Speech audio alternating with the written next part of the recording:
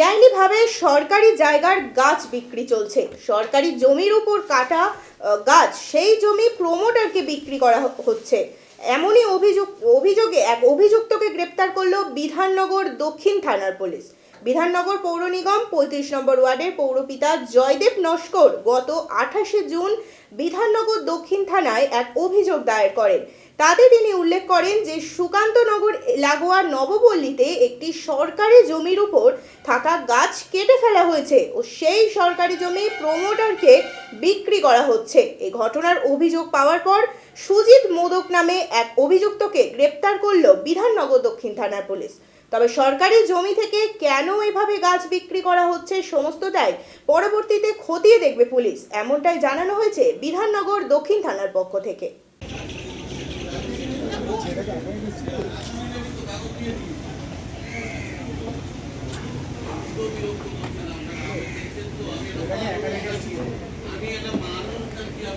ডাকলে